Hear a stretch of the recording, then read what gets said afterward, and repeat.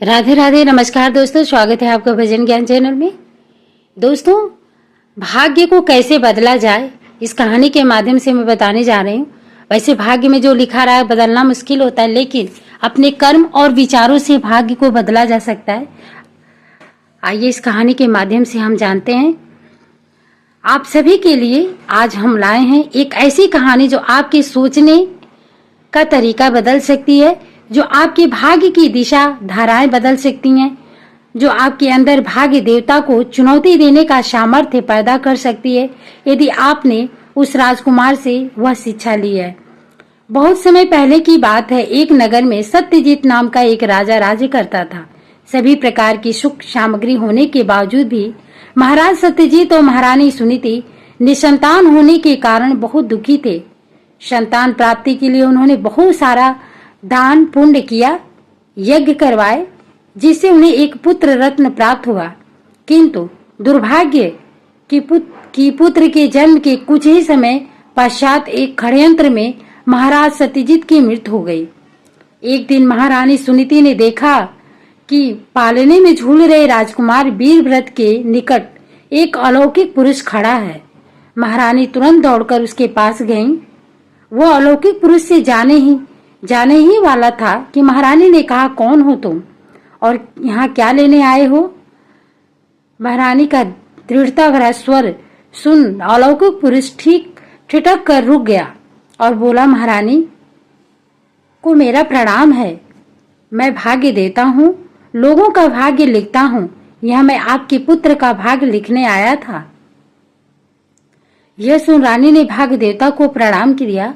और स्त्रियां स्वभाव से ही अत्यधिक भावुक होती हैं। अतः महारानी बोली, हे देव, यदि आप मेरे वीर व्रत का भाग्य ही निश्चित करने आए हैं तो कृपा करके मुझे बताइए कि इसके भाग्य में क्या है।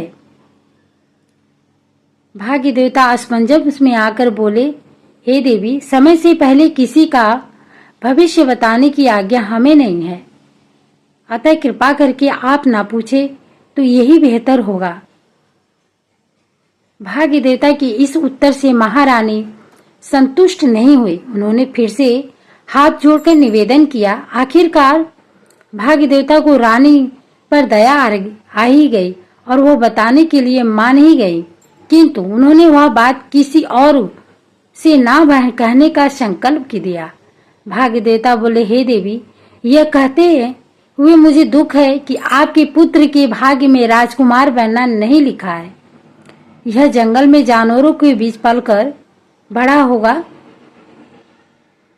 भाग्य देवता की यह बात सुनकर महारानी की आंखें भर आई।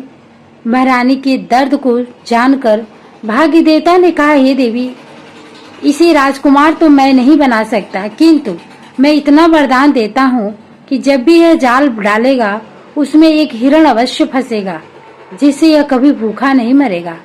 यह कहकर भाग्य देवता वायु में विलीन हो गए। थोड़ी देर बाद एक गुप्तचर दौड़ता हुआ आया। थोड़ा रुकते हुए महारानी से बोला, आपके लिए एक संदेश है। महाराज के हत्यारे का पता चल चुका है। महारानी, कौन है वह दुष्ट? गुप्तचर बोला, और कोई नहीं महारानी जी, उनका अपना भाई नरपत हैं। बहुत ही जल्द वो राजकुमार की हत्या करके राज सिंहासन हथियाना पड़ चाहते हैं।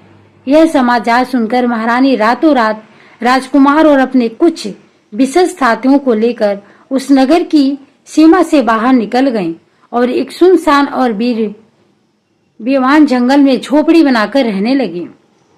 इधर नरपत दिन रात महारानी और राजकुमार को खोजने लगा। बहुत कोशिशों के बावजूद भी जब उसे कोई परिणाम नहीं मिला तो वह स्वयं राजा बन गया। अब महारानी सुनीति जंगल में अपने बेटे वीरव्रत के साथ रहने लगी। सुनीति दिन में लकड़ियां काटने जाती और शाम को बाजार बेचकर अपना गुजारा चला रही थी। बालक वीरव्रत दिन भर जंगली जानवरों के साथ खेलता रहता। दिन पर दिन बीतते गए। धीरे धीरे बालक वीरव्रत बड़ा होने लगा और माँ के साथ लकड़ियां काटकर गुजारा करने लगा। किंतु जंगल कम होने अब एक लकड़ियों के दाम गिरने से उनका गुजारा मुश्किल हो गया। एक दिन माँ ने वीरव्रत को शिकार पर जाने को कहा।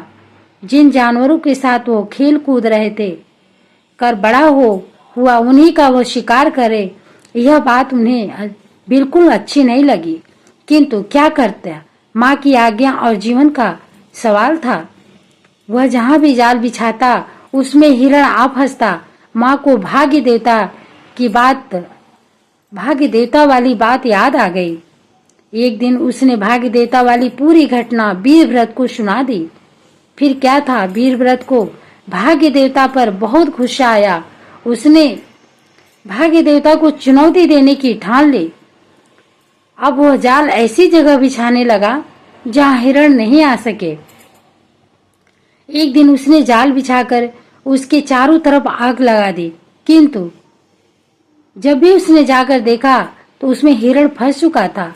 उसे बहुत गुस्सा आया। दूसरे दिन उसने नदी के बीचों बीच में जाल बिछा दिया, किंतु जब जाकर देखा तो वहां भी हिरण फंस चुका था। वह दुखी होकर सोचने लगा।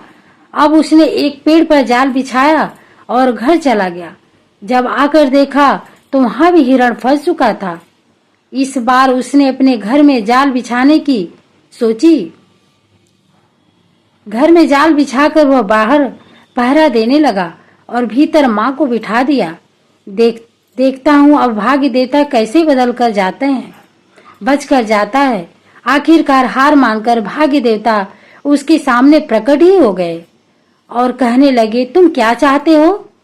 तुम्हें वरदान नहीं चाहिए तो नहीं सही, पर मुझे यूं परेशान ना करो। वीरव्रत बोला, परेशान मैंने नहीं, आप मुझे और मेरी माँ को किया है। आप ही है ना वह जिसने मेरा ऐसा जंगलों वाला भाग्य लिखा है। भाग्य देवता, मैंने तुम्हें वरदान भी तो दिया है। वीरव्रत, तर्श में आकर अपना वरदान अपने वापस रखो। मुझे नहीं चाहिए ऐसा हिंसक वरदान। अगर मेरे लिए कुछ कर सकते तो मेरा भाग्य बदल दो। भाग्य देवता, भाग्य बदलना तो मेरा हाथ में नहीं है, मेरे हाथ में नहीं है, तुम्हारे अपने कर्मों पर निर्भर है। यदि तुम अपने काकाश्री से लड़ने का पुरुषार्थ करो तो तुम्हारा भाग्य बदल सकता है। वीरव्रत अब बात समझ में आ गई।